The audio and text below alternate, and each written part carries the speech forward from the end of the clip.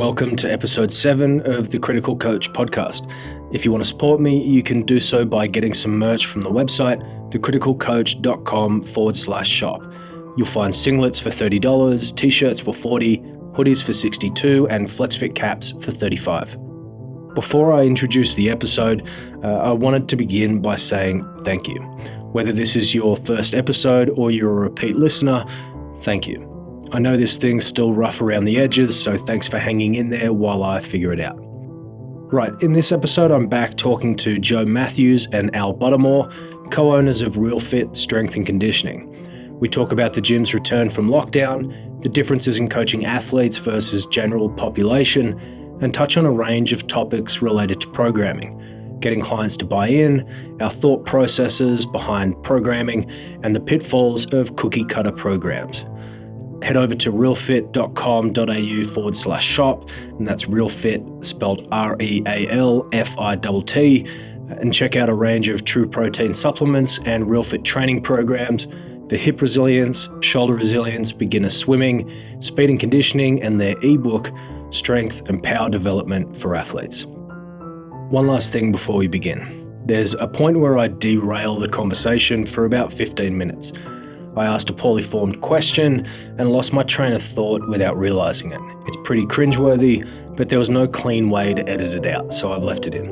If you want to skip that section, it begins at 55 minutes, 28 seconds and finishes at 1 hour, 10 minutes and 33 seconds. Cheers. So we've got a bunch of viewer questions from two people. Most of them have come from Kat. So let's start with one of hers. How's the transition back to the gym been? Actually being able to be back in here, have clients in here, be around people. Good. Yeah. Good. Yeah. Yeah. I think most people have come back online, or not online, come back into the premises. A lot of people have reactivated their previous service. So they've gone back to a face-to-face PT or back to maintain their programming, which has been quite cool. There's a few people now who I guess have a little bit more, they're happy, they're a little bit more happy, they're happier to sort of do things away from the gym as well, which is good. So like you can program in like a bit of cardio, a bit of running or walking or something extra. People are happy to do that. It actually kind of flows into another one of Kat's questions. What is the role of social interaction in the gym and how has this changed? I mean, just for me, like 99% of my social life is the 1 to 2 hours I'm here a few days a week. Yeah. And when I'm not here, I'm at home doing stuff. So this is pretty much the only time that I interact with other people. Yeah. I suspect for a lot of clients who've been sort of at home with their families or at home on their own, I guess same for some of the coaches as well. This is probably the first time they've been able to interact with people that they're not directly related to. I think people's faces is what gives it away. People have been super happy and sort of smiles from ear to ear, being back in the gym and being able to conversate with the people they were previously used to seeing 2 or 3 times a week, also with their coach. I think that sort of face-to-face interaction for a lot of people was put under the spotlight being locked down and didn't realise just how much they needed it in their life. So, yeah, it was awesome seeing people so happy to be back face-to-face again.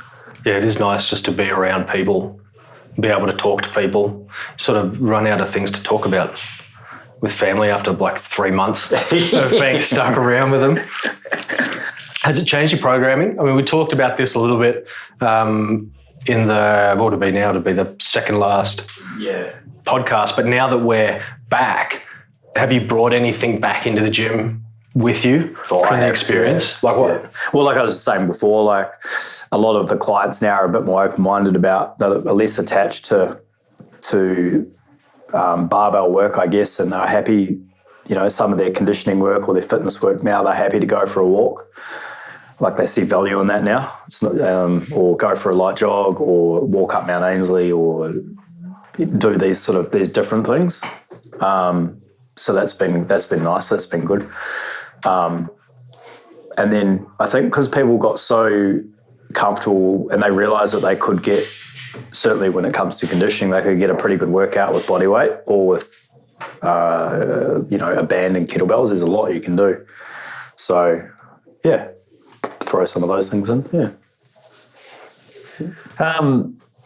I think when we spoke about this last time, we had explained that sort of within 48 hours of being locked down, we would manage to get most of the equipment that we had out to our members.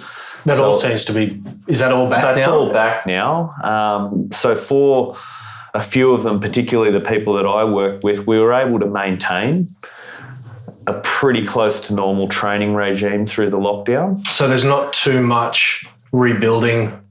No, not. There's a little bit, but not as much as I would have anticipated had they not have had equipment available to them. So really it's for a lot of the people that engage in strength training, it's been having a barbell and weight plates that has enabled them to still maintain some relatively moderate, in some cases heavy lifting throughout lockdown. I think it was Al was saying that one of the changes that you weren't expecting with the lockdown was that you could actually get quite a lot out of, I don't know if I'd say simple programming, but really just like, I think you were saying, was it less volume in the training programs with people at home?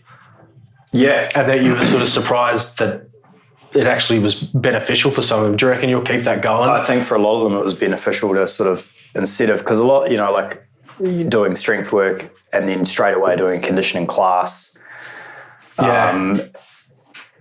There's a lot of not necessarily like volume with a barbell, but just a lot of time, a lot of work, and perhaps so I think pulling back some of that has been beneficial for a lot of my clients anyway. All right, so we've got 2 more left from Kat. What's the future of the business post lockdown? Seems like it's pretty good. Well, the first stage is to get it back to to an equilibrium, I guess, like to where it was. As far as like what you can and can't do and the classes you can and can't run. Yeah. So like as far as the government or the ACT government's concerned, making sure that we, like, if we can get back to normality there, which is not for, like, that's probably the next phase. And then as far as the business is concerned, getting the membership base back to where it was, and then from there, getting back to trying to grow it. Yeah. Yeah. All right, now this one has got nothing to do with the lockdown, but it's a pretty good one. How do you get enough sleep with all of your various commitments, and what is enough sleep? Start with the first one. How do you get enough sleep? But the premise assumes that you're getting enough, despite the workload you have to deal with. So do you get enough, or do you just, No. you don't, and you just figure it out anyway? We both have kids. Yeah. No, we don't. Neither of us get enough sleep. I don't know. I think we both come in sometimes we're like, oh. Yeah. I mean, there's sort of like the follow-up in there, which is what is enough, and it's almost, was it like Scalia? It was like a justice of the US Supreme Court, and it was like, how do you define porn? He's like, I don't, but I know it when I see it. And it's like, how do you know what enough sleep is? Like, I don't, but I know when there's not enough of it. Well, they reckon, you need, 4 hours absolute bare minimum a night, which I always get. Yeah. But it's not. But that's like good it's quality sleep. Unbroken sleep. So, look, over lockdown, it was good. Because you didn't have the 6 a.m. start, so 6-7 hours a night is good. Yeah. Yeah, that's what I would say. It's all relative though. Like, some people function really well. Yeah, like they function better on either less sleep or like Just shorter enough. duration, but greater. Yeah. Like they'll nap or something, and that works for them. Napping fucks me up. But people also get used to certain things, so they get used to sleep, to no sleep, and it's not until they start getting sleep that they're like, It's like when you have a really shitty diet, and then you have something good, and then you have a really big binge, and you're like, wow, is this what I felt like all the time? Yep, exactly. I heard a good one the other day about people who stop smoking, and they're like, oh, this is what oxygen feels like. Someone else walks into the room after having a smoke, and you're like, Jesus Christ, is that what I smell like? Mm-hmm. Yeah, it's pretty rough. All right, so we've got one last one from Tammy. What are the challenges you face when coaching / working with people who aren't athletes and are just training to improve their health, fitness, and achieve personal goals? So I think what it's getting at is, how is it more difficult to work with essentially like Gen Pop, general population, versus athletes? Now, I've thought about it a little bit, but have you got anything you want to throw in on it? I'd say it's basically the same process. It depends on the outcome that the person wants. Yeah, you're generally still after the same. Still after an out, like same. Whether the goals might be different. Yeah, the goal might be different, but the outcome, like, so you still have an end outcome that you're wanting. Yeah. Sometimes with Gen Pop, the difficulty can be the scope of goals. They want to lose weight, get stronger, get toned, get rid of their belly fat. Like there's like 15 goals. Yeah. And whereas an athlete will often be like, or like in here, like a powerlifting context will be, I want to get my squat from 200 to 205. Yeah, it's much clearer, like what you're in pursuit of. So then of. as a coach, you're like, oh, well, I need to follow this process. So I find with like Gen Pop people, when they, like you were saying, they have like a laundry list of things that they want to get done, but quite a lot of them are tied to each other. So, if they're like, I want to lose weight and I want to lose belly fat, and you're like, and I want to get stronger. Yeah. You go, well, we can pursue strength and you'll get sort of like residual effects across the board. Find some of it is just letting them know that the 10 goals that they have might actually just be 3 goals that all interact with each other, but then you've got the prioritization stuff. I think it's, from a coaching standpoint, it's really important, irrespective of whether, what goals they have, to find out which is the one that is most important to them.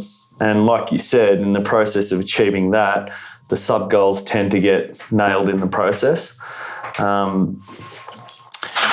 With athletes, though, even though, Al's example of the squat, you find that they're very similar as well. They also bring into the fold physique goals that they have, body fat percentage goals. So it can be a little bit more challenging in that process. But so the way I look at it is making sure that the program addresses somebody's goals, their wants, their needs, and tempered by their abilities. Yeah. Because the abilities is the bit that I find really interesting. So you've got whether they're someone coming in off the street that just has general goals, or whether they're an athlete, they all will bring, even as individuals, bring obstacles or disadvantages with them and advantages. And just because you're an athlete doesn't mean you're bringing disadvantages to the table. It might be like you've had crappy coaching for the last 2 years and you've got some bad habits that we need to undo, but they've got work capacity and discipline, and the body tends to be a little bit more resilient. But I actually really like coaching people that have no experience. But the problem is, if you're a crappy coach, it's really easy to hide your flaws in clients that have no experience. So maybe that's why I like coaching them. But I completely disagree. But they're as blank a slate as you're going to get. So you get to build them from as close to ground zero up as possible. They don't have, they tend not to have as many bad physical habits. It's much easier to show them some progress early on, because this is why it's easy for bad coaches to get away with it, because if you've got no experience in the gym, you can really throw anything at them, and as long as you don't break them, they're going to get a little bit better. Yeah, I agree with that. But I also always find myself, not only looking at the physical and technical components, but the drive, the motivation, and obviously the psychology of it as well. Like some of the most competent athletes, physically gifted, they look, some of them in terms of their body shape, their nutrition, their genetics, they can just look at weights and get stronger. Obviously not, not for real, but you know what I mean. Yeah. But mentally, they're their own worst enemy, and they've come from a coach that drives them with negative reinforcement that doesn't actually work for them. So the physical and the technical side is just one piece of the pie. You've got the ego side. To succeed at a high level, you need some form of ego, like to just to believe that you're going to be successful, so that when I go and spend time at the gym, it's because I think I'm going to win or at least be competitive. But then you've got the ego lifting side of it, and you're like, look, this is going to be. So, was it? I think it was Stuart McGill was talking about helping Brian Carroll with his back. He had I think he fractured his sacrum or something like that. And he said to him, this is going to be the hardest training of your entire life in a way that you've never thought of it being difficult before. Because the problem was, it's easy for you to go in the gym and push yourself. What's really hard for someone at that level to do is to do exactly the work they need to do and then rest for, I think in his case, because they were bone callousing, it was like 5 days so that the bone would be able to build back up. And he was just, sitting around doing nothing. It was the most difficult thing for him to do. And for him, what would creep into his mind during those times of sitting around and not doing anything, when usually habitually you'd be in the gym for hours at a time. And he was told up front, it's going to take, this is going to be the way things are going for a year.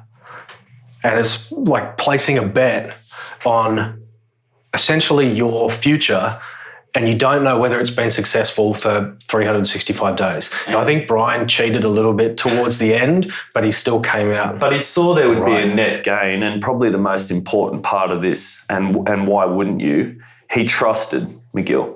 Yeah, that's a huge part of it. It is. Especially if you're going to make that commitment. Well, making the commitment's easy. Sticking with it is much, much harder, especially over a period of time like that. And that's the same in here with anyone that we work with. And that trust and that relationship that's built over long periods of time really helps in sort of assisting with the psychological side of training and consistency and belief. And I think I agree with you that there is an element of ego with everybody when it comes to their training, but try and promote it to come from a better place with a bit more substance than just ego. What do you mean? So when you look at the way they train, don't just train to win. Think about the benefits of what your training is going to do for you long term. What are the benefits that are associated with that for your life? Don't tie winning your confidence into just winning, or having yourself viewed as Ted, the 100-meter sprinter. Yeah, because you're not going to have that. The power lifter. Yeah, well, maybe you are. I haven't been around for it.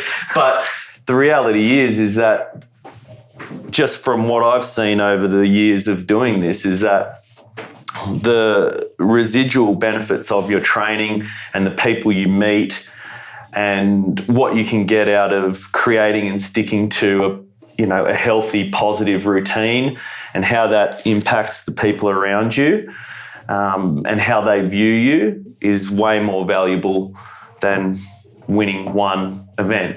And don't get me wrong, I'm competitive and I like to win, but if you can pull yourself back from that and look at it with a little bit more depth, there's so much more that someone can get out of their time investment in their training. It's super, like when you can get that, I don't know if I call it a turnaround, but it's sort of, you have clients where they're so focused on one metric that they use to define whether they're successful or not. Like, how much do I lift compared to other people? Or, how well do I perform at this particular exercise? Hey, puppy. How well do I perform at this particular exercise in this class? And then when you can sort of get through to them that there's not just telling them that there are other things that they should put value in, but actually getting them to buy into it themselves. So It's not just you lecturing them. Telling them or lecturing them is not going to do it. No. It's them experiencing the benefits of what you're talking about. And that takes time to build that trust for them to actually buy into what you're saying and to see it in other people that have run that journey and found it out themselves. And these conversations happen out on the gym floor, and that always helps when you've got a community of people that have sort of, somebody new comes in, they've been where you're at, they get it, your coach is saying it, you're hearing it around. Maybe there's something to this, Success stories, or you've got success stories as far as other people in the gym that you can point to, and they can evidence, right? But and it doesn't just have to be. I mean, as soon as you start trying to sell yourself to someone else, it just feels wrong. If you're the person being sold to, like, if you're that good, why do you have to work so hard to convince me? But when you've got other people who can be like, look, I went through this. This is what I thought beforehand. This is what I'm like now. Like, oh, okay. And once you get that first one, it's kind of like reference selling where, if you have a bad experience, you'll tell 10 people. But if you have a good experience, you'll tell one. Getting the first one's the hardest. Yeah. Getting the second one's still pretty hard. But then you start to get that growth and it gets a little bit easier, at least from the psychological side of it. I think with the general pop, with Tammy's question, well, I think I was just thinking about what you guys were saying. The biggest challenge, I think, now I think about it with general pop, or like people that are not specifically training for an athletic pursuit, is what Joe said, getting the buy-in, getting them to also understand that the groundwork needs to be laid. And that means that they have to factor in their chronological age, their background of history of injuries, and they have to lay that big platform in order to achieve that result. And getting that buy-in is probably for me anyway, probably the biggest. How do you? So I'm not too good at the whole like personality psychology sides of things. So I'm quite interested to like as far as getting the buy-in. So I have like my own way that I tend to do it, and it works some of the time. But how do you get buy-in? Me personally, I don't know. I think over time, hopefully people start to trust you. You need to get them the wins, initial wins straight away. With something, whether that be they lose a couple of kilos or whatever they hold valuable, or they get a little bit stronger, then that can get you some buy-in. So it's almost like a continual reinforcement of that conversation, I guess. I think you said it before, Sam, and at Real Fit, we've worked very hard over a lot of years that sometimes people are coming to join us and they've already bought in because somebody they know has worked with Al or Abir or Riley. So and they've seen reputation. Well, reputation, but they've seen them change. They've seen the results. One thing we can't do for people is we can't make them turn up. You have to turn up. And sometimes you don't feel like turning up, and you've got to focus on yourself. And that sounds selfish, but really it's not, because if you focus on yourself, and I did a piece for our socials a while back about looking over the fence. With everything looking over other people's fences, with all of the access to social media these days, everybody's seeing how great everybody else is doing, how nice their backyard is, so to speak. And then they think, well, that's what they need. And it's no different in going after goals when it comes to your physical well-being. The reality is that if you know somebody that's been at a facility that's got results with a certain coach, and you can turn up there, I mean, that's the best form of advertising, first and foremost. You can turn up and you can be consistent and you can focus on yourself. They're all big asks. Then if you work hard, you can get to where you want to be, provided that is a realistic place.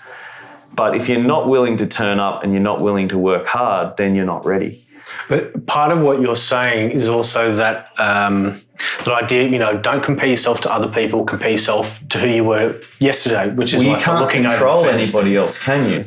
You can control the choices you make for the most part.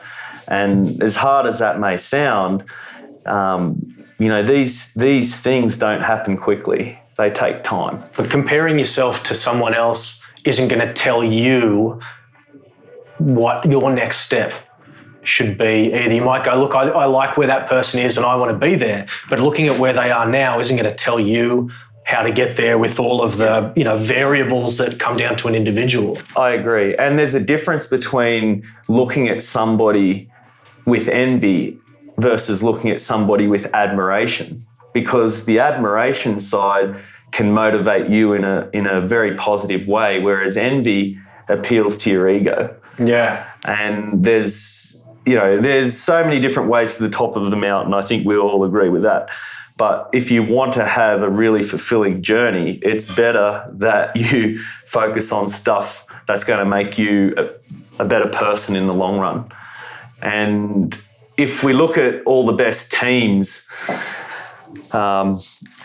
sporting teams in the world, I think the reality that you'll find is the majority of them end up being better people as a result. And not just sporting teams, I think in business as well. So I like to try and, it's not easy, but I like to try and help people on that journey. And I don't think I'm the greatest person or any of that crap, but I think that if I can help them focus on things that are actually going to push them to become a better person, then it's a bit of a bonus. Yeah, I think that's fair. What you were talking about before, it seems like, don't let the perfect be the enemy of the good. Like, don't let the perfect training program in theory get in the way of you actually being able to help someone. And I was absolutely not that person when I started working here. I think it was Grant that got me onto it. I'd try, I go, right, this is the best program I can come up with on a technical level, but then the problem is people don't want to do it. Like, the best program in the world is completely useless if they don't want to come into the gym and do the work. Correct, yeah. And, you might go, look, if I give them a win in the short term, it's actually going to if it's going to slow down in the big scheme of things how long it takes to get them to their goal. But it might get them to buy in, and therefore they can actually keep doing the rest of the work. Because if they don't buy in, it's pointless. Yeah, it's sort of making that, I guess it's like sacrificing a coach's ego. You're just going to have to do something that you don't really want to do in the short term because it actually serves the long-term goal. Yep. Some people just won't buy in. And they're just not ready. Yeah, when we've all had people who, they go like coach shopping. So they're like, I want to do this. And they go to a coach, it's happened here, where someone will go up to a coach and go, I want to do this. And you just go, look, this is what you're going to have to do, what you're going to have to give up, or how long it's going to take, or whatever. And they don't like the answer, so they go to another coach. And that coach essentially tells them the same thing, like, yep, if you want to do it, this is the work you're going to have to do. And they don't like that one either, so they go to someone else. And they run out of coaches after a while. And they either at that point go, maybe the way I'm formulating the problem is the real issue, and not these 10 other people who have all essentially told me the same thing. And some people, they're just not ready to get over that part of it. Yeah. It's like sometimes you just got to let them go. I think, though, in here, you'll get that. I mean, I think it's I don't think pretty it's rare, rude, yeah. but you'll get the blunt answer. Yeah. I mean, we've been doing this for a long time, and It's not just that. It's not just that dance- you've been doing it for a long time. You've learnt from doing it a long time. Yeah. And giving people, there's no nice way to tell someone you can't have what you want, or you can't have what you want under the conditions that you want to get it. And just like, look, I've got to give you some bad news. Not gonna happen, you can yeah. get it. Maybe you can't get it. Maybe they're going, look, I want to be a world-class Olympic weightlifter. And you go, look, I'm sorry, your femurs are twice as long as your shins. There's no way you're squatting below parallel without wrecking yourself. It's just not on the cards for you. And I go, oh, okay. But some people won't. They'll be like, no, there's a way to do it. And I'm like, okay. no amount of money will make your glutes work if you don't want to do the work. Yeah, exactly. Well, you want to be a world champion bench presser and you've got a sunken chest with really, really long arms. And just like, you can have a go. Oh, yeah. But you're coming up against people that have, hit the genetic lottery. Yeah.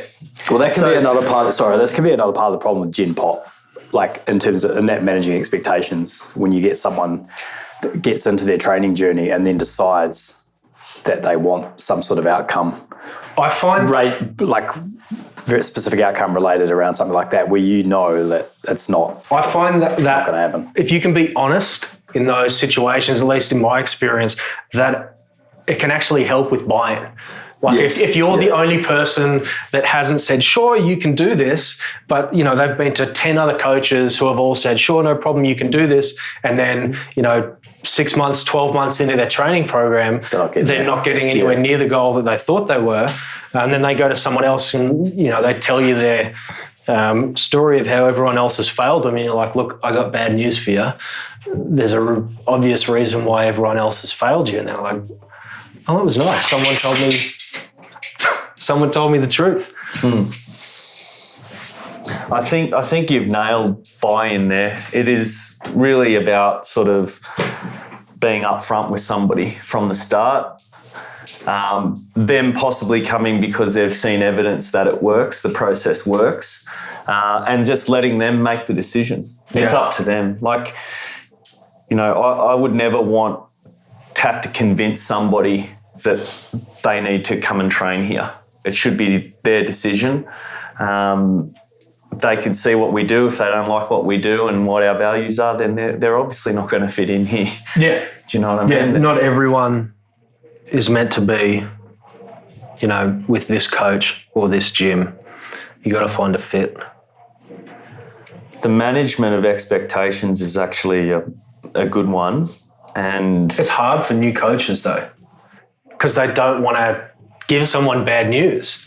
They want to get along with people. They want to be friendly, and they sacrifice they sacrifice long-term stability of their working relationship with a client in order to avoid discomfort in the short term. But they end up paying for it down the line. Yeah. The coach will, the client will, both of them will. There's a cost. How have you done it, Al, with some challenging cases in the past? Trying to realign goals gently. Like changing the goal or like changing the focus, not changing the goal. Because a lot with general pop clients, like we talked about initially, there's normally a spread of 10 different goals that they want. They want this, that, and the other thing. So finding the one that they can actually tick off first, reprioritizing them. So, okay, for instance, it might be, let's focus on dropping 2 kilos. Let's try and let's make that the first priority. Or let's get you squatting to a box, or let's get you doing 1K run without stopping. Like make those the first things, trying to do it that way. So it's just that expectation management. Yeah.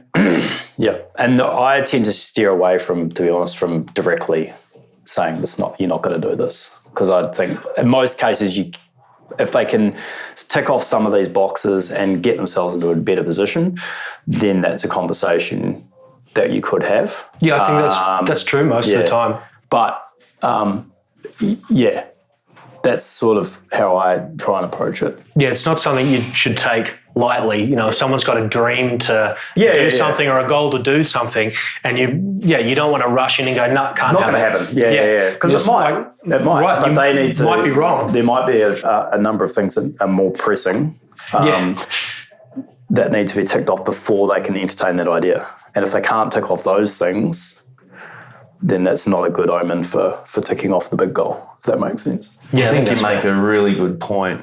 I think what a lot of us have experienced is that people come in and they've got a particular goal, and in the process of achieving that goal and ticking it off and then going on to the next goal, they find they may have an aptitude for something. Yeah. And then they decide they're going to get in that lane and they're going to dedicate their energies towards that particular goal. And I think a good example of that is, and what we've seen is sort of powerlifting, Olympic lifting, and to a smaller extent CrossFit. People come in with goals that are focused on, decreasing body fat percentage, increasing their strength, find they've got an aptitude for something and start to go after it. So I put up a review, I can't remember I think it would have been the last 2 or 3 weeks, I put up a review of Never Split the Difference by Chris Voss, and I'm going to butcher the line a little bit, but I think it's exactly what you're talking about in a nutshell, which is don't be so sure of what you want that you wouldn't take something better if it came up. It's great. Yeah. It's really good. I should put it on a T-shirt. Probably already on a T-shirt. Yeah, I think you'd probably sting me for copyright too if I tried it. All right, so we were talking about, sort of main topics to go over. And we were talking about, was it programming? Yeah. But something specific to do with programming. Yeah, I think there's a lot. I mean, it's like it's as deep as you want it to be. It is. If you put the word nutrition into Google and then you look at what comes up, if you don't have any context, you may as well be in a jungle lost with no way to make fire, no way to find your way out. It can be quite overwhelming. It's hard to know what the landmarks. Well, there's lots of, things to look at, but not all of them are going to get you where you want to go. It's really easy to get. I mean, nutrition is certainly one of those things that I know very, very little about.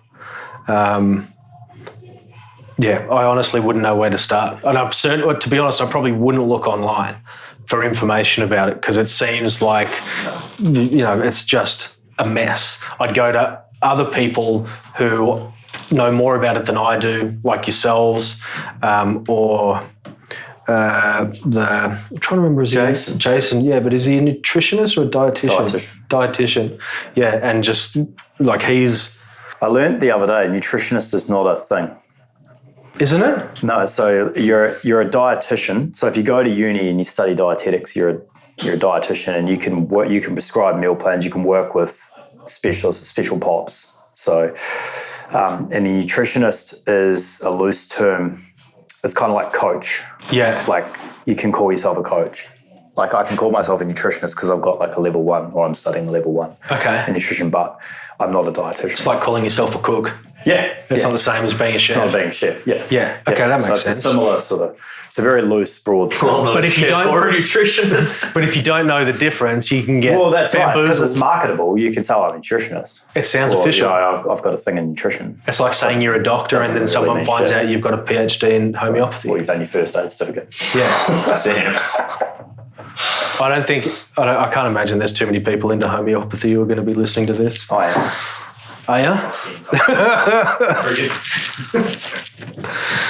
Resisting the urge to laugh. I should have done the what's the guy? This like skeptics group. I can't remember exactly what the group's called, and he does this trick at the start of every panel they do, and he goes, "I'm going to take an entire bottle of sleeping pills, but they're homeopathic sleeping pills." And he goes, "We'll know by the end of the lecture whether they work, because they'll be asleep or dead." And unsurprisingly, nothing happens. And it works every time, except for in here. Ooh. Anyway, we're talking about programming. Yeah, it can be a bit of a jungle out there, and there are a few key variables, I think, to programming, and obviously they are, what are your goals? What's your experience? How much time have you got? I don't think a program is a be-all and end-all of somebody being successful, training towards physical goals in the gym. I think it's an important part, but I definitely don't think it's the be-all and the end-all. I think people place far too much, and I've been guilty of it in the past, importance on programming, because there are so many other factors that come into play. Yes, it's important, but it's not the only thing. So what else is there then? So The other obviously 168 hours in your week. Yeah. I'm going to run out of battery on the recorder before we get to the end of the answer. Your genetics, your sleep, your nutrition, your ability to turn up and do the work required. Lifestyle. Yeah.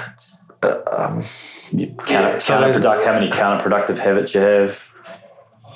Yeah. A program, you can write the best program for someone, and if they don't do it, it won't do anything. Yeah. You get nothing from it. Yeah, or if they're not recovering from the training sessions adequately, or, yeah. Many times I've put hours and hours, this is over the years, into programming only for someone to stick to it for 3 weeks and then life happens. Yeah. Unless you're a professional athlete, it can be challenging. Things happen, Yeah, it was certainly the most time, like when I was working here, was the most time-consuming thing of my, as far as individual tasks go. So like it would be, a floor shift would be longer than it would take me to write a program. But as far as doing a single task, depending on the complexity of what it is you're trying to achieve with the program and the person you're working with, an hour for a month-long program is not out of the realm of possibility. I think with programming, one of the most important things, particularly with Gen Pops, is balance. Balance. And so there needs to be enough balance in a program that they can come in. Obviously, the program has to have movement selections in there that pertain to somebody's ability, but also enough to challenge them. Also enough that they can feel like they've had a good workout and enjoyed. Yeah, if that's something they need to get out of it personally. And why wouldn't you? Yeah. People would look at that and go, "Oh, you should smash yourself and whatever." Well, that's a one-trick pony. I've certainly had people who don't need to feel like they've flogged themselves for an hour. Sometimes, we were talking before about sort of reorienting someone's perspective in pursuit of their goals. And it's easy, like you get some people who it's easy for them to feel like they've worked hard if they feel, tired, if they're short of breath, if their heart rate's up, if their muscles are sore. But for some people, that's not the work they need to do. The work might be, look, we've got to do this rebuild phase, like rehab or reconditioning or something like that. And the most difficult part of the training session for you is going to be doing what you need to do and not letting yourself get dragged into tasks and like exercises and loads that you shouldn't be doing just because you're worried about what other people think of you. So, the mental aspect of it that really no one else can see but the person themselves is going to be, the workload for them. That's how they're going to know that it's been a good training session for them. But you can't show it off. You can't, you can't ring a PB bell with it. You can't, put your time up on a board and, put, mental endurance RX. People, what the fuck are you talking about? Yeah. But I think what you're talking about is possibly the most important thing. Yeah, I think you're probably right, because it's a skill you can it's a skill you can take with you. Like when the job is you need to work really hard, you've got that mental fortitude, and it's not just in. Well, I'd argue if you're letting peer pressure determine how hard you work in the gym and what tasks you do and what tasks you don't do, you're not actually doing anything. You're doing the easiest thing possible, which is to give in to pride, ego, and shame. It's ego again. Yeah. Al, what do you think when it comes to programming? What are your philosophies? Well, I'm not such a broad we're talking term. about philosophies? No, sorry. No, I mean like programming philosophies. I was trying to prep myself on the way over. So there was like a couple of things I was like, I think I have an answer to this, and I know I can talk shit about that for 30 minutes. But I think with programming, for me, it's a balance of, it goes back to that what we were talking about before, general pop, like goes back to the goals of the client, and then what you mentioned, wants and needs, because there is if you want to call it like a commercial reality, if you have a client who their want is to do a fitness session and they want to be sweaty and puffed, but what they need is a rebuild, then I would say you do have to include some element of that, but absolutely, it's the modality that you pick. So, I think being able to do that is something that separates good coaches from average ones. Like you need to be able to, like there's a degree of creativity required that you wouldn't necessarily expect in essentially a trade job. Yeah.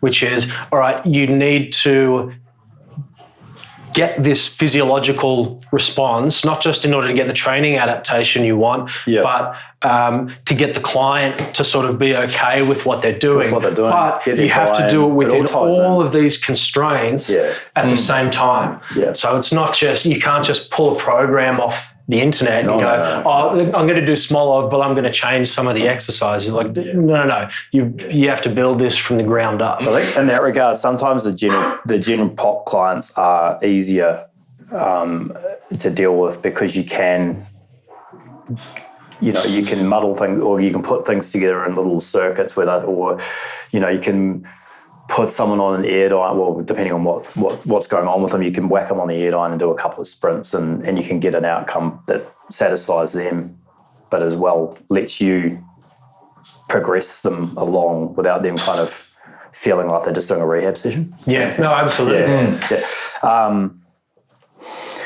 But yeah, I guess my thing with programming is it just depends on what the person wants.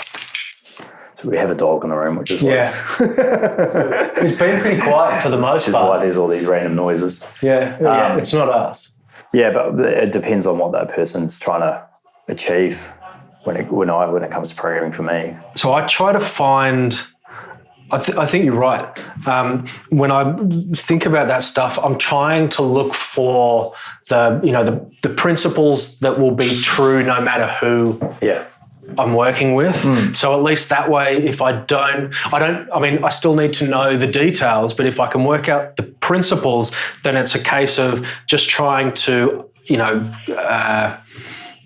go through that same process. The inputs are different, the output's different, but the process is largely the same. Yeah. So you're talking about like goals and stuff before. So I tend to, in that coding and coaching series, I've sort of like outlined what a coach's job is and the questions they sort of ask. So I think it was, what are the client's goals? What adaptations are necessary to achieve those goals? How should you apply stress to achieve those adaptations? Yeah. And the answer to that last question is the training program. Yeah. On a day-to-day, week-to-week, month-to-month, no matter what level of analysis you want to look at it, that's essentially the process. The goals will be different. The goals, different types of stress will be different. The adaptations, and the capacity. Yeah. Which is the movement screening that you did for us. So that's been super useful for me, because you take the goals and then you take their initial capacity, which we assess with a movement screen and even some basic tests, like basic interviews testing. and that sort of stuff. And then from that, draw from that what stresses need to be.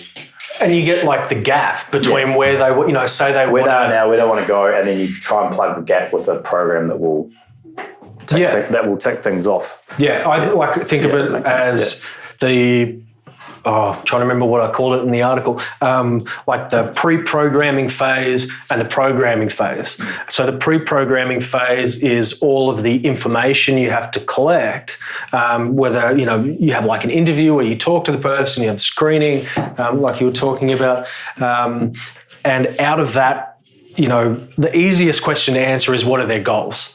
Yeah. But then there's, what are the obstacles to their goals that they know about? Like maybe they have a hard time with work-life balance. Maybe their diet sucks. Maybe they've only got really narrow times that they can train, or they're injured. And then what advantages do they bring to the table? Like maybe they've got really good work capacity, or they're really driven, or, whatever it might be. But as a coach, you need to be able to see the obstacles and the advantages a client brings that they don't know they have. Yeah. And you can get like an implication of what those things are during the interview. But I think the screening is one of those things that it's really good for. Like if a client probably doesn't know whether their anatomy will let them do a double kettlebell strict press. And you don't know either during the interview, but you get all of that data from interview and screening, and now you've got all this information that tells you at least some of like where you want to go with their training program, but the constraints that have been placed on you in order to sort of pursue that process as well. I think this gives anybody that listens a good insight into the thought process, as well as the practical process behind what can go into a program, but without making it sort of too complex. The context for a good program comes down to sort of the knowledge, the experience, and the willingness of the coach to listen and then implement what they've learned from the client in this process.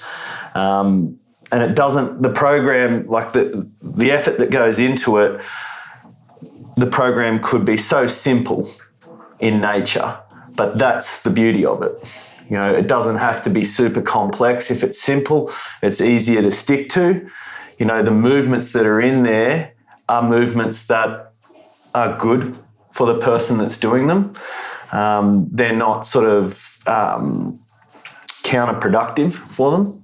All the best programs are simple. Yeah, but that's the thing. Like you look at it, and you're like, all the ones that stood that stood the test of time are like very, very, very. Yeah, but it's not. If you want, it doesn't. It's just hard the process. Yeah, right. And like it looks simple on the other side of it, but to get to simple is really, really hard. You're like, you say you're working on something for, like writing something for a year, and people read it and go, I don't understand how this took you a year. It looks fine. You're like, yeah, it took a year to get to the point where it didn't look like it took a year to get that far.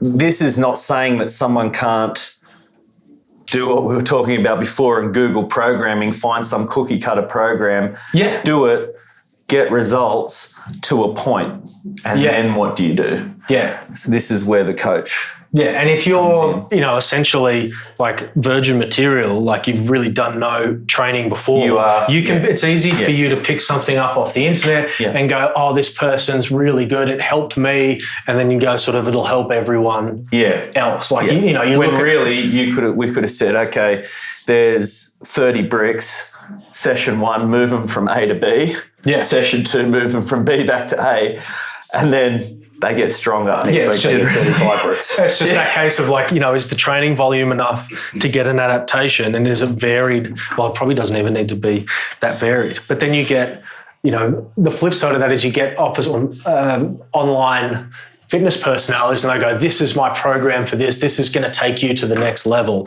It's like, take who?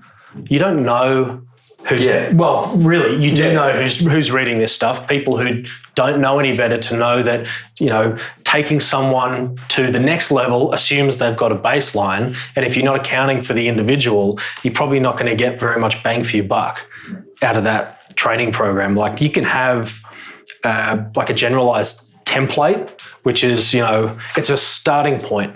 It's not the end point. Like if you have a... I've done those personally, like gone on and found a coach or found a company or whatever that I like, follow their program, adjust it. But I adjust it for me. Yeah. I progress it along. With your scale knowledge. it back. Yeah, but you've also got the knowledge and the experience, not just in a coaching sense, but in an athlete sense, that you can sort of read the signs a little bit more clearly from your own body. You can read the program, what you need to tweak, where it's heading, and then I can adjust it for me. Yeah. But that's hard to do. The other thing is too, which with the program, like, so you have your collecting information, you have your like creating the program, and then going back to what I said, I think initially, is then marrying and throwing in those little bits that the client wants as well. Well, that's part of it. I mean, if their goal is to lose weight, then there are sort of hidden goals underneath that. And one of them is they need to keep coming back into the gym. Yeah. So that needs to be incorporated into your training program so that they're continually participating in it. It's not in direct service of, whatever they think their goal is, but it is, if you don't have that piece of the puzzle, they're not going to be able to get That's right. the rest Otherwise, of it. they do. They just go and they find something shiny on the internet. So and whether they do it, they 6 weeks, they get a little bit of a result. This is now what I'm going to, Yeah, because you got to build those good habits, and you got to keep them around long enough that they can build them. I was so I'm trying to figure out something at the moment that's sort of tied to programming. How would you define progression and regression? Progression and regression. Like it sounds like it's. I can't. In terms of what?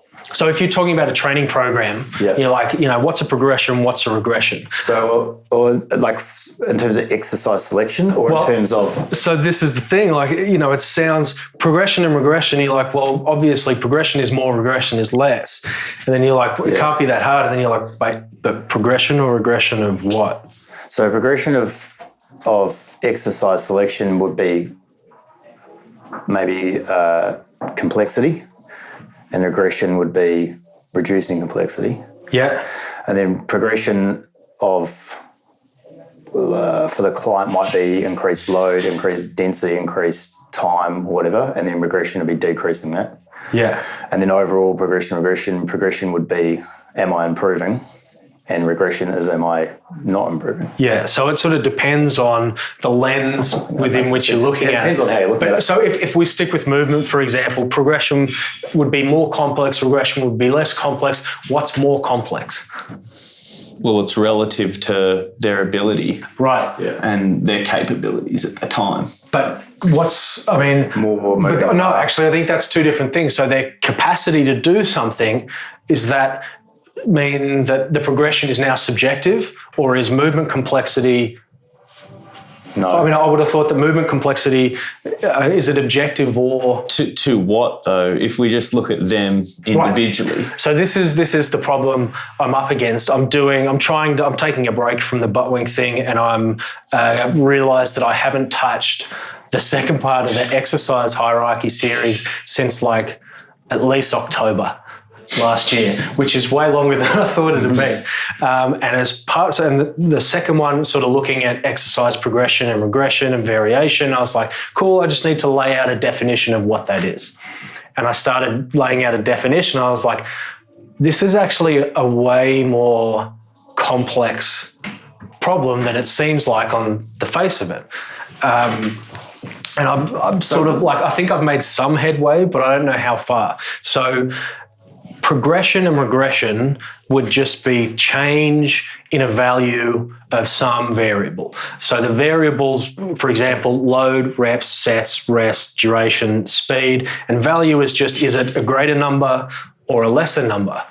But that model breaks when you get to rest. So a progression of load would just be more load. Yeah. But if you say a progression of rest is a greater number or more rest, that doesn't make sense, right? Well, it just goes the other way. Right. So you increase density. Right. So, what is how much work are you doing in a given period of time? What is it you're increasing or decreasing? Decreasing. Progression, regression. And I think, tell me if I'm wrong, I think the answer is just stress. You're increasing stress. So if changing load increases stress, it's a progression. Yeah. If changing rest increases stress, that's a progression. Yeah. You know, and that way it still works, even though it's, you know, the context is different. It might be subjective. So some people, you know, say you're having really long rest periods during sets because you're waiting for serum testosterone levels to go back up before they get back in. The most stressful thing for them will be the duration of that rest, just how long it is. But if you're doing circuit-based work, like interval training, and the rest is really short, that stress goes up as well. Mm-hmm. So both of even though one's an increase and one's a decrease, because you're focusing on, you know, how does stress play into this, then you've got your definition. I think you need to explain for people listening what you mean by stress in relation to this. So I'm talking about physiological stress, and so on a subjectively and objectively, I guess. So you've got, like, you know, psychological stress, that it might just be difficult to drive yourself to do it. So that would be, you know, one variable. And then you've got the physiological markers, like, is the heart rate higher? Is your blood pressure changing? Is it just objectively, is the mass of that barbell with its, you know, plates and stuff on, is that heavier? So that'd be more stressful to work with than a lighter one. And I think that works for load, reps, sets, rest, etc. But where I'm still trying to figure it out is movement. Because I think you're right. I think complexity is part of it, but the problem is, how do you define what's more complex? Is it neurological, in the sense that there's more tasks to do? The tasks are individually more difficult, like there's a greater balance component, or, you know, the sequence makes it more difficult. But just the neurological side of it isn't the only thing that makes up a movement. You've got kinematics, which is motion. So some motions, and, well, I should say you've got kinematics, which is motion, and kinetics, which is forces. And you can't, I mean, you can separate the two, but for the individual, they're the same thing. If you've got greater range of motion, say for more hip flexion during a squat, the force is going to be different because of the load. Or maybe what's a better example? So is this relating to just sort of barbell work? Are you talking about just barbell or kettlebell work? No, because I want it to be. Because then you got like gymnastics and calisthenics, like all these other things that come to with complexity. So I mean, like the force would be. Well, if we explain what complexity is first. But so that's the problem I'm up against. How would you define complexity? Well, I think if we look at this broadly, it's subjective, because technically what's more complex for one person may be simple for another. Yeah. And they may, let's say they have both the same experience and training age in the gym, but for whatever reason, whether it's neurological, whether it's the kinematics, whatever it may be, one person may be able to do it more efficiently, effectively, easier than somebody else. Yeah, so I think you're right. It's a case by case. I think to get anywhere with the question in a practical sense, where you're not going to be sitting down for large amounts of time, going insane. Down in semantics, yeah. I think you have to treat it as a subjective question first, like complex in the context of what? Or sorry, not even complex, but if you're talking about a progression or regression of a movement, stressful in the context of what? What is your goal for, why are you using this movement? What goal is it in service of? Does this change that you're talking about make it more or less stressful to perform that task? So it might be going from, let's say you're developing overhead pushing capacity, and the two exercises you're looking at as variations are a barbell strict press and a dumbbell strict press. Now, I'd argue that if you keep all the other variables the same, the only thing you're changing is the movement, that a dumbbell strict press at that point can now be objectively more stressful than a barbell strict press. I would agree with that. Yeah, because you don't have as much freedom with how much range of motion your shoulders have. You have to be able to have a narrow grip. More stability. You could argue there's more stability. And the weights can move independently of each other. It's much harder to balance. Yeah. So I think... So where you're going is... for the way you want to look at it is exactly right. You've got to look at the individual. Yeah. And that's that subjective part to get the ball rolling. Correct. That's going to guide you to make decisions around what is actually going to be a progression for them and what's going to be a regression. That's true. That's good. Yeah. Yeah. Because you're not dealing with machines, you're dealing with people. Yeah. So it's very hard to... Yeah. I think, you have to put some sort of subjective constraints around it. I mean, progression and regression, I think in that context it makes sense. But if you're comparing exercises, it's not... the other problem you've got is it's not like load where it's just a number effectively. Does the number change? Well, you have to have at least two exercises as you'd instinctively to compare against each other. As you'd instinctively think about it, movements that have a high degree of coordination and there's a lot of moving parts, so your Olympic lifts and like some of the things you see on people, gymnasts doing and stuff, would be complex. At the other end of the scale would be picking a stone up, like, I don't know, or a block pull, I don't know, like pushing a prowler would be a low complex move. Complex. I mean, just because there's minimal moving parts and cognitively for people, it's simple to do. Yeah. And instinctive for people to do. Yeah. Whereas this, flipping yourself over a pole vault is not an instinct. There's a lot of things going on. So the heuristic that I use is holding all other variables constant, which is load sets, reps, etc. Which of these things you're comparing is more difficult to do perfectly? Mm-hmm. But you've still got the subjective. Yeah. It's like you can make you can try and do it objectively and say double backflip is technically more complex, is more difficult to do perfectly than a deadlift. Volley. Yeah, or like a hollow body position. But the problem is it's not an apples and apples definitely comparison. Not, because the person that is doing said double backflip may have no chance at doing a deadlift. Yeah. Correct. Okay. So I think it's been bugging me. But it's true. I know I don't want to do that to you, but that is true. No, I think you're right. Because what is subjectivity of the individual? Yeah, you're taking so you could it just gets so messy because you say, right, well, someone could do a deadlift, but then could not swim 50 meters, or there's so many. Yeah. So what's complex for that person who could do the deadlift is very easy for someone else. That person who can do that cannot do the deadlift. Yeah. So they can't coordinate it. So it's you have to put it in the context of the individual, in the context of the goal, and then you can make that comparison between the two. Correct. It has to be like for like. Or, yeah. Kind of, yeah. Yeah. When you're defining complexity, because there's so many different things. Like I just said, you've got two different pursuits. I started looking at it on Saturday. I was like, sweet, I'm going to get this done this weekend. And then I got to that. But in terms of complex. programming, if you bring it back to that programming and gym, like basic functions in the gym, it's fairly, if you don't think it's fairly straightforward. Yeah.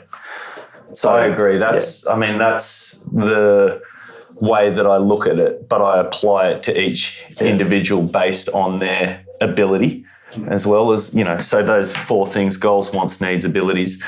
And every discipline would have its own thing. So you take like field work, like so you have your gym work, so you have your what's more complex with a barbell, what's more complex with a kettlebell, what's more complex, like you go out into the park, you start with walking, then you add you can say like a one-handed kettlebell swing is objectively more complex than a two-handed kettlebell and then swing. it follows through and then what's easier people you might start something with in a swimming pool and then you progress them this way or regress them that way, or so you can't, it's so maybe we were right at the very beginning.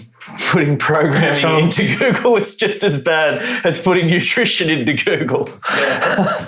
Or keep it putting simple. 3 coaches in a room and asking a simple question is just as productive as putting either of those terms into Google. So do we just go around in a big circle and came back to the conclusion? I think for coaches that do listen to this, I think they'll get a lot out of it. It's interesting because if you were just thinking about it by yourself, you may not go in that circle. Yeah. And if you do, I think it can make you better in the way you think about programming. So I don't think that that's a bad thing. It's that, what we've just done. Think deeply. So is that saying think deeply about simple things?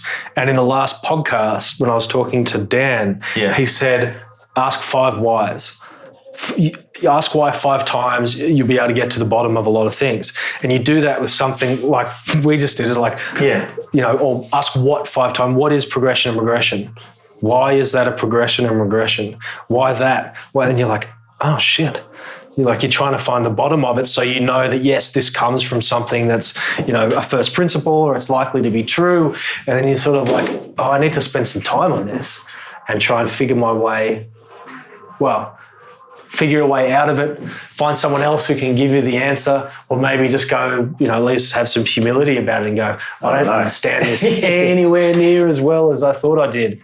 But there's a high likelihood that most other people probably don't they just haven't thought about it in that way before. I guess to summarise on programming, it's probably important for somebody to design a good program to consider that it has to be simple and science-based, challenging for the most part, targeted and enjoyable.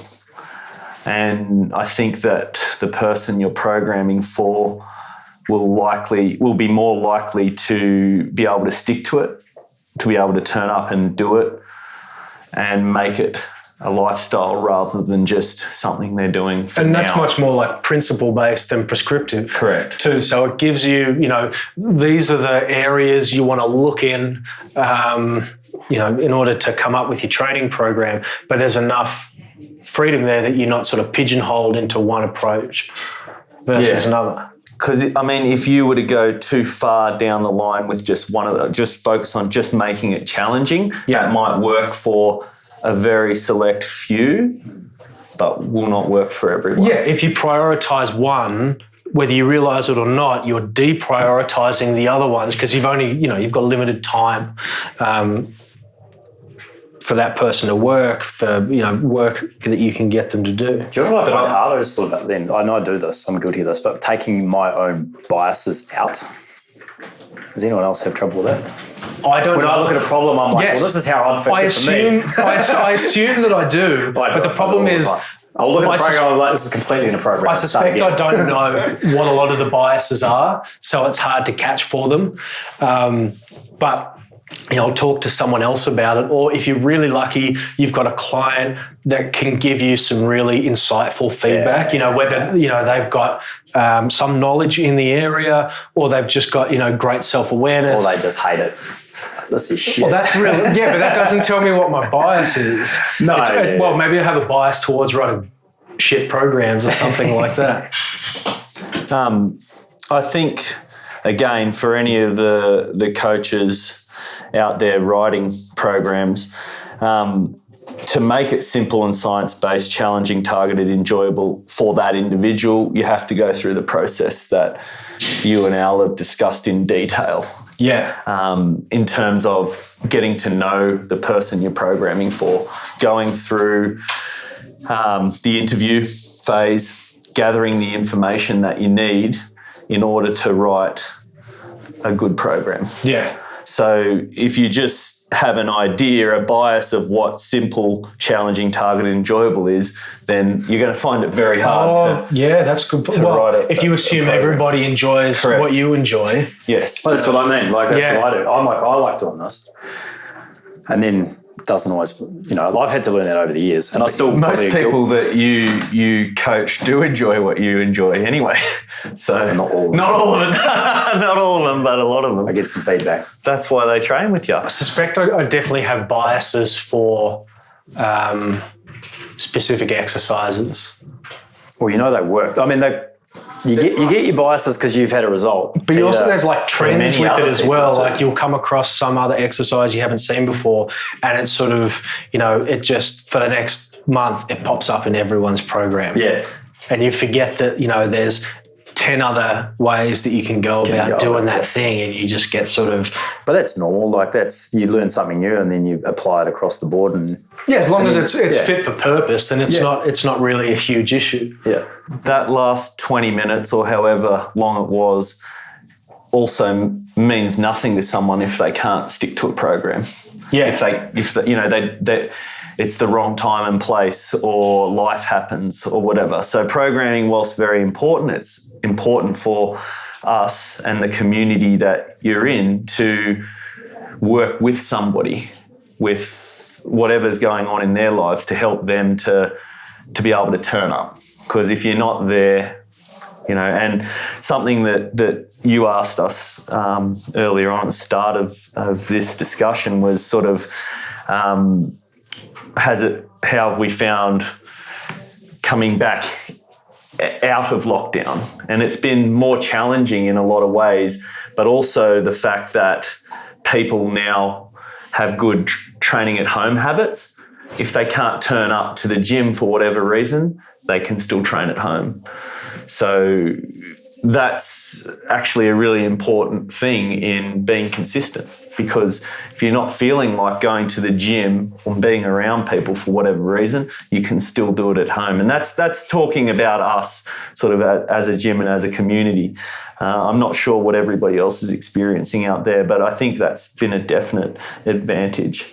Yeah, it's sort of, I guess it sort of brings us back to the start, doesn't it? But it's that work ethic. If you got to show up, you got to do the work. There's no way around it. The work that you're doing is the responsibility of the coach.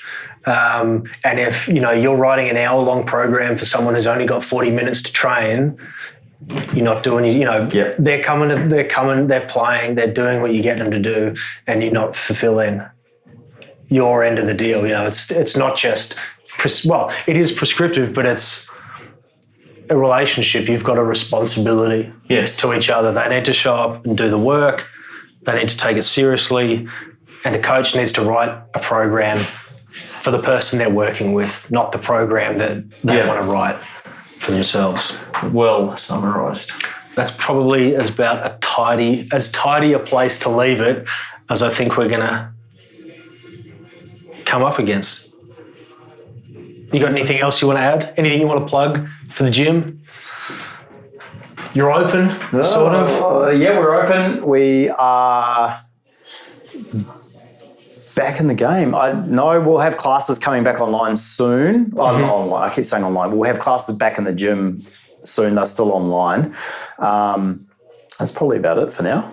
People come in, they got to Sanitize their hands. Yeah. Got to sign in. And sign it. Bring in a towel. Bring in a towel, clean up there. There's heaps of gear, heaps of cleaning stuff, clean up after themselves and sign out and then leave out the side door. Yeah, in one way, out the other. Correct. Also, Barbell Foods are coming soon here at What's Barbell Foods? Oh, Biltong. Biltong. Oh, really? Locally made biltong. We're going to start selling it, yeah. Yep. And we've also got True Protein for people as well. You can check it out on our online shop. Jump onto the gym's website. I'll put it in the description or the liner notes or whatever that people are calling them. There's some supplementation stuff on there. You've got some some free training programs up on there as well, and some paid ones. Sweet. Yeah. Thanks for listening.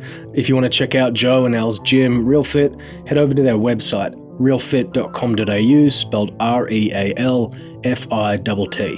You can sign up for online coaching as an individual or join a group and pick up supplements and training programs via their shop. If you want to get in touch, you can find me on Twitter at critical_coach, on Facebook at The Critical Coach, all one word, and on Instagram as the_critical_coach. Bye.